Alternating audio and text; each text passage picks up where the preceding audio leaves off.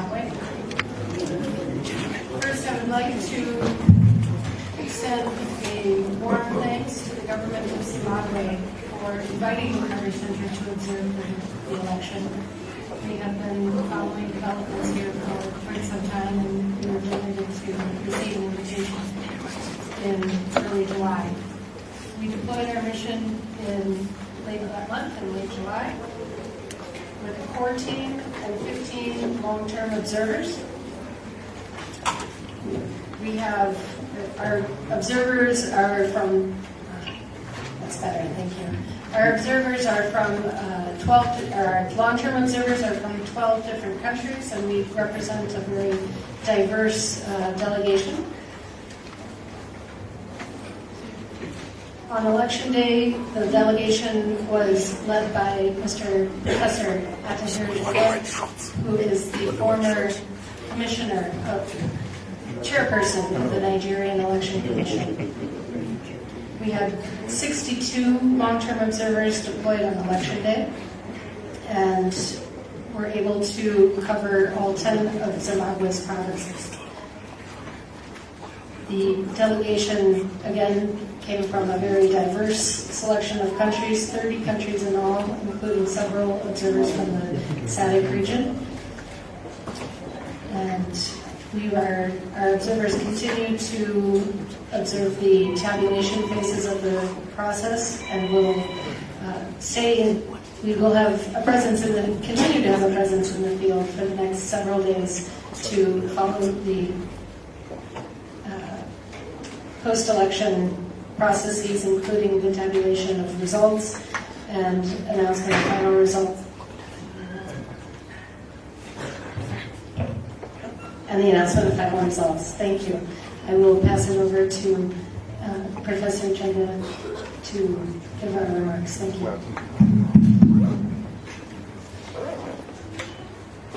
Your Excellencies, distinguished ladies and gentlemen of the media, ladies and gentlemen, good afternoon to you all. Thank you for accepting our invitation and being here for the presentation of this statement. As the election process has not yet concluded, this press statement covers the process thus far.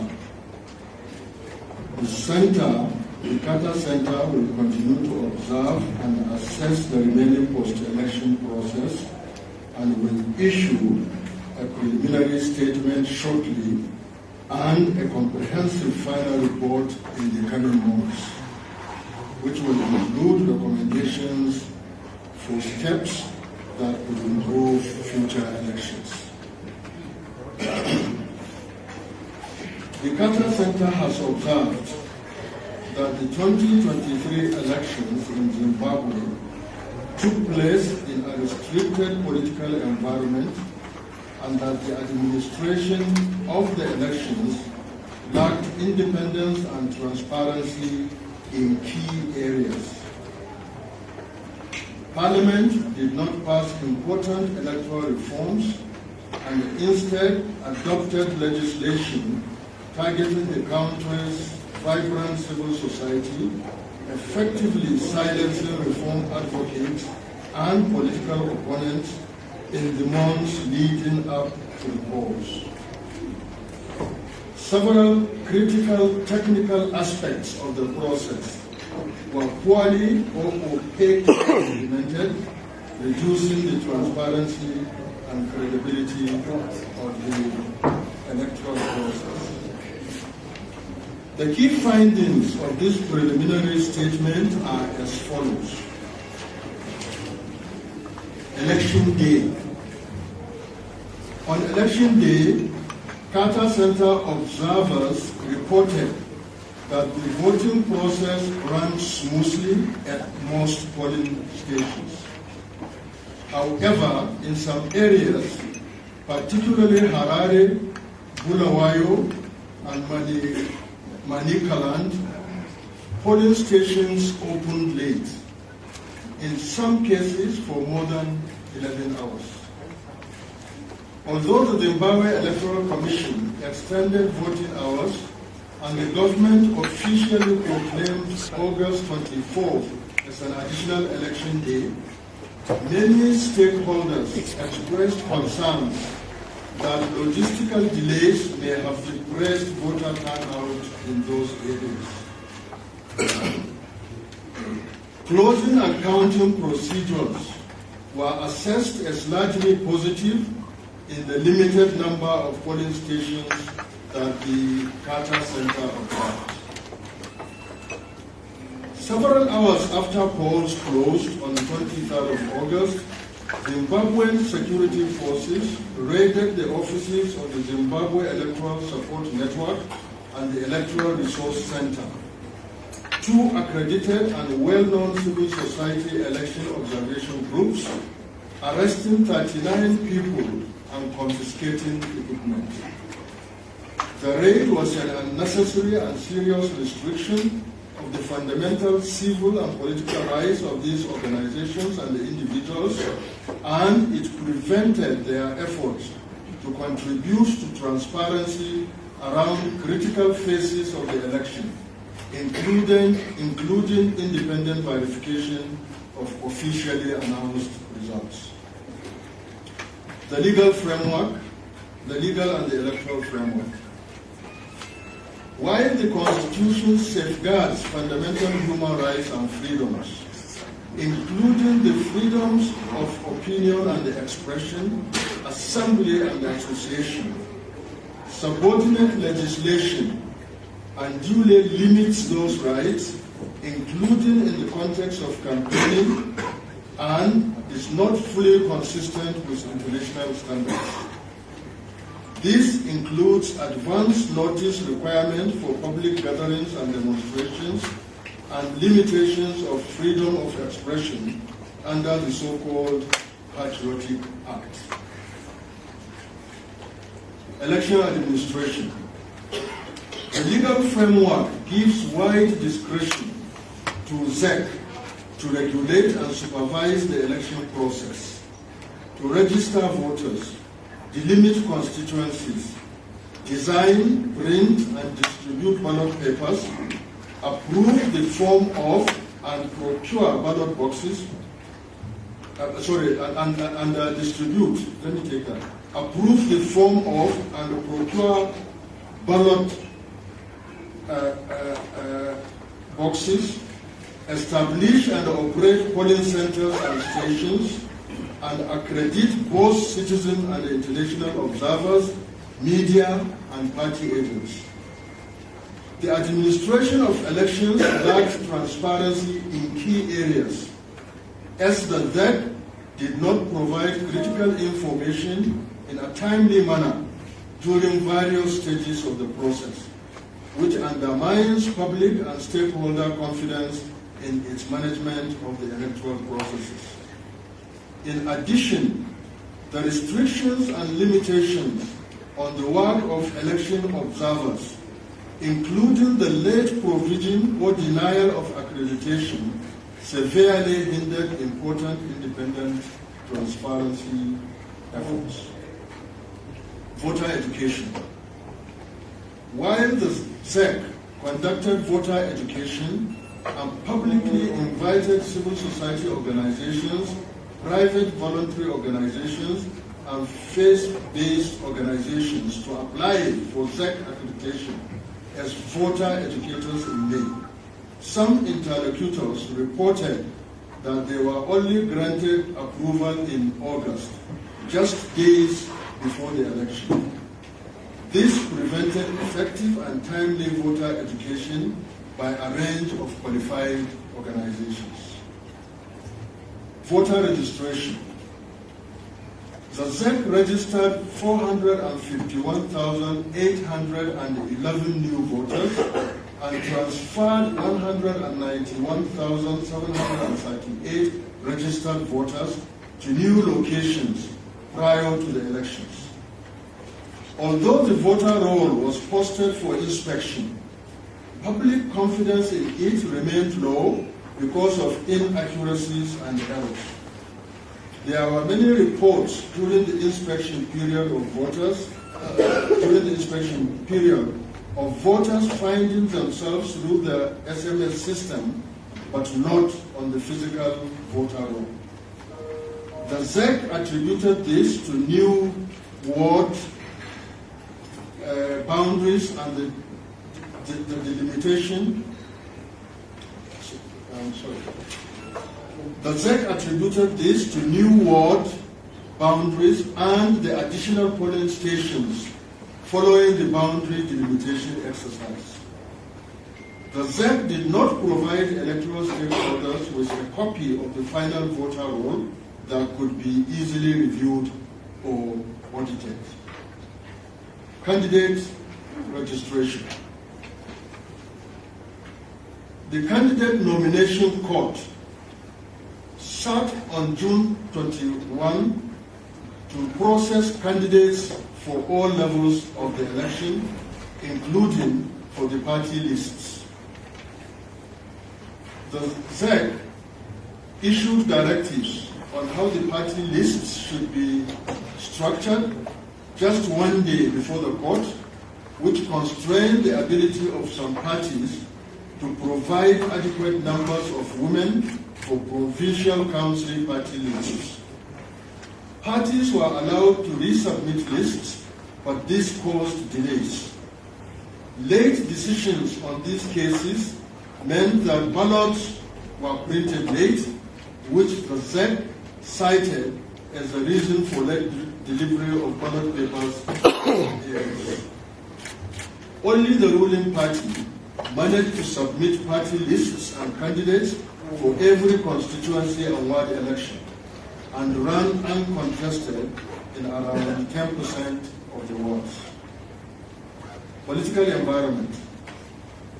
While incidents of political violence were fewer than in 2018, tensions and polarization increased in the months preceding the elections as legislation restricting individuals' freedoms of speech, movement and association, such as the Criminal Law Codification Amendment Act, also known as the Patriotic Act, and the PVO Amendment Bill were introduced.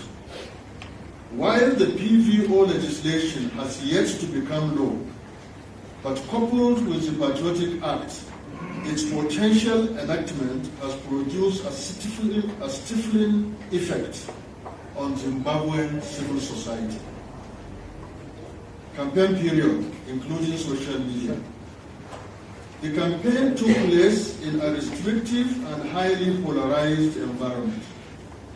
Authorities were reported to have banned more than 300 public gatherings, making it extremely difficult for opposition parties and candidates to engage with potential supporters and the electorate. There were isolated instances of violent intra-party and inter-party clashes. Inter-party violence resulted in one reported death in Harare on August 3, 2023. The Patriotic Act, adopted in July, further stifled the right to freedom of peaceful assembly and negatively affected the exercise of the rights of freedom of association and expression, especially in the context of the campaign. Participation and inclusion. The legal framework contains commitments to ensure gender parity and provides for temporary measures to promote participation of women. However, these measures are not fully enabled in subordinate legislation, and no sanctions are in place for non-compliance.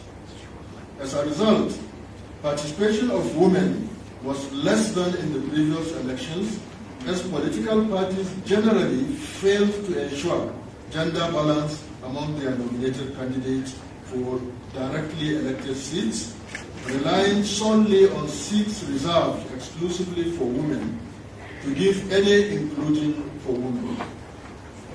The large increase in candidate nomination fees limited all but the wealthy from running for National Assembly seats. Zimbabwe's political parties also generally failed to take steps to promote the participation of youth and people with disabilities as candidates. Role of civil society and election observers.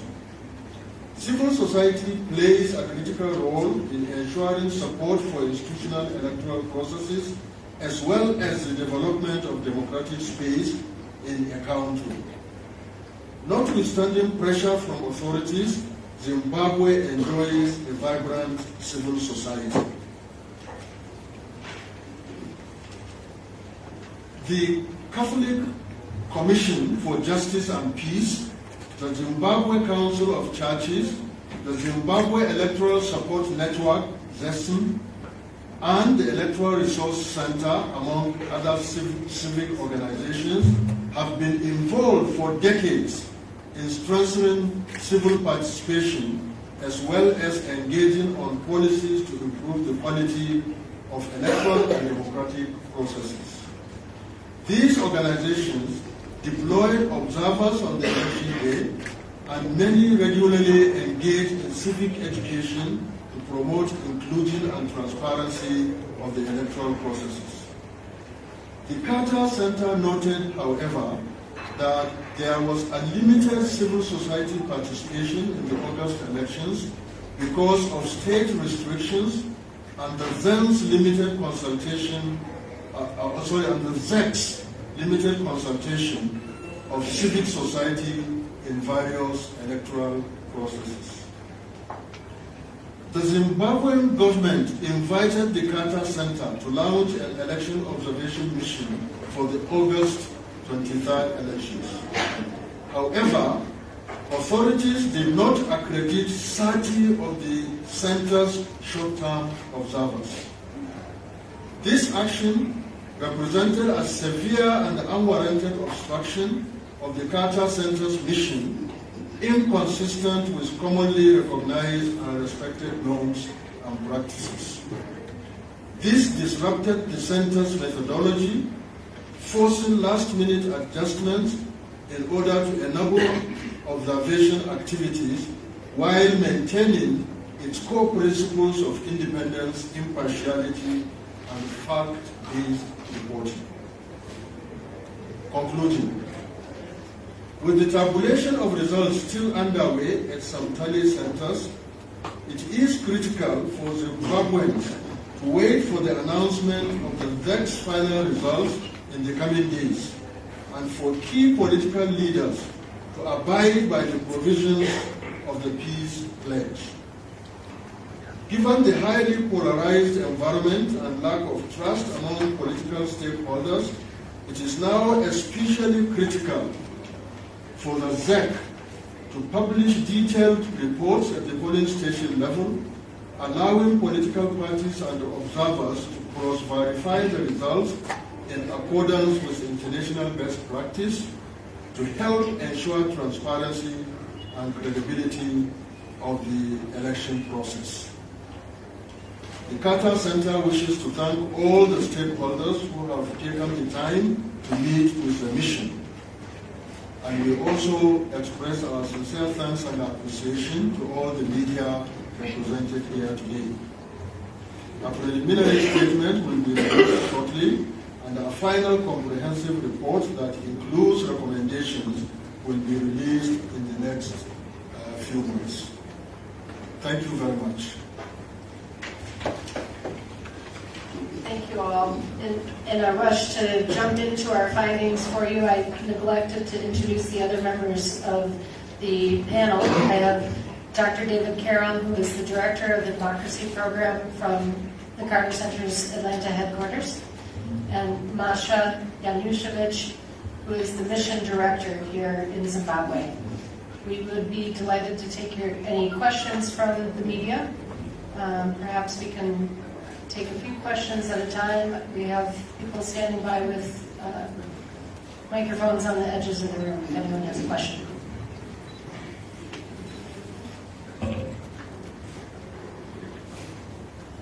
Questions?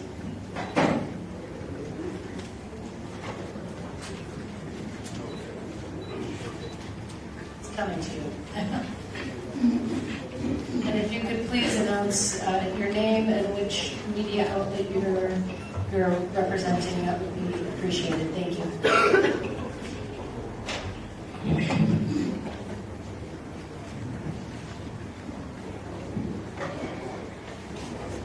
Thank you very much. My name is Zimbabwean. I am a freelance journalist. And I think I'll ask this question that we've been asking all the observer missions have given us their reports.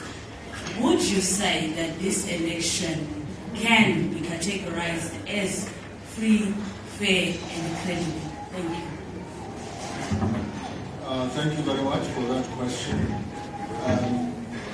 As we have said, this is a preliminary report, and many aspects of the electoral process are still ongoing, so it is very premature to make any categorization at this point in time.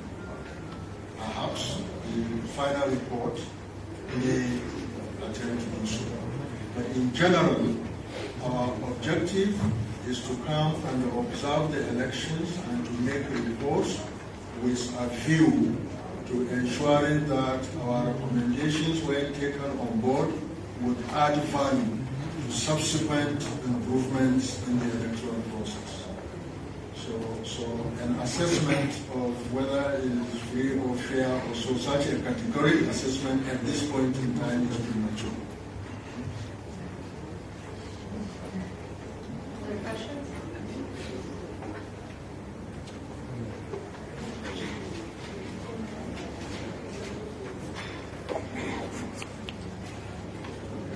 Considering that my name is Patrick Nija, I'm a freelance journalist. We've been having elections since 1980, and your answer to your question just now you said you were hoping that your recommendations will be considered in the next set of elections. Would you say the elections that we had today, these 2023 elections, would you say there's been an improvement or it's a deterioration from the previous elections that you observed in Zimbabwe? As I have said, to make a final definitive statement about whether it's free, fair, and credible, or there are definitive improvements, that will only come in the final report. It's premature at this point in time to say that. But we have made very clear observations which are fact-based, and you can make your own judgment from that.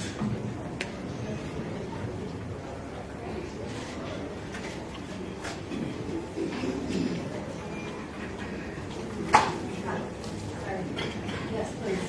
Good afternoon. My name is Anna Chibama. My name is Anna Chibama. I'm a freelance journalist. I can see you've written working peace. I understand in the last election, Zimbabwe was involved in some sort of social disturbances that led to loss of lives. In the event that political parties this time around don't agree on the results, is the Carter Center going to be involved in trying to work peace or mediate in the conflict that might happen? I'm not saying there is a conflict, but something might happen.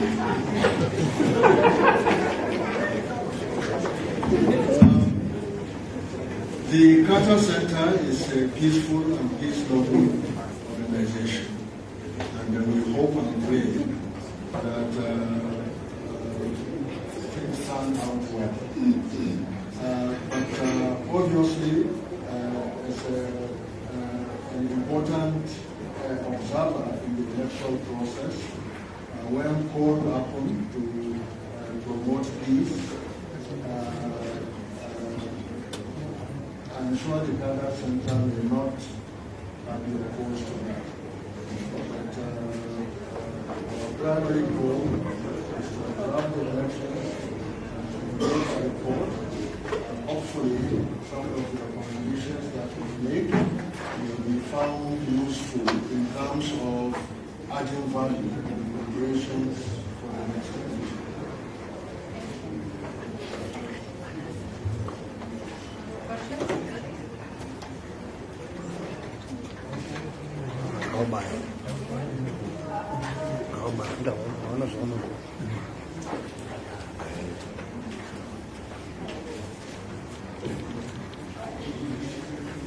One more question.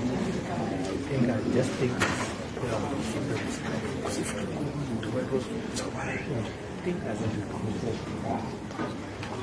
All right, just a follow-up question to what she asked. When you look at the environment prevailing in Zimbabwe, would you say we have a semblance of positive peace in our country? Or like she is saying, it is a suspicion that we have as the media to say the conditions that are prevailing are not conducive for sustainable peace in Zimbabwe at the present moment because of lack of trust that is there between the people and the critical institutions that have been assigned to hold a credible, free and fair election. As the Carter Center, what is your comment on that general atmosphere prevailing in Zimbabwe, and what would be your recommendation to the Zimbabwe Electoral Commission and the institutions that have been given this role to ensure a credible, free and fair election in Zimbabwe?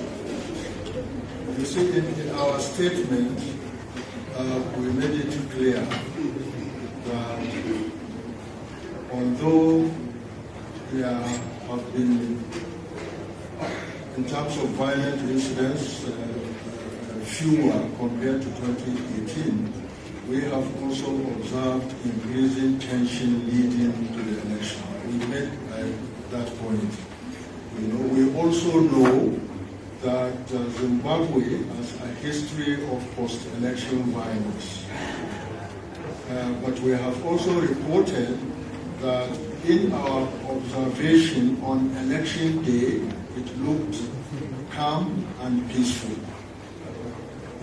And we have also urged that as SDEC prepares to make final results available, the political leaders should observe or respect the peace pledge, and also the ZEC on its part should ensure that the process of collation and tabulation and sharing of information is transparent. So really, I think from all this, it's clear that our hope is that yes, it has started well, it should end well. But as to whether we will get involved in other things, that really is not something that we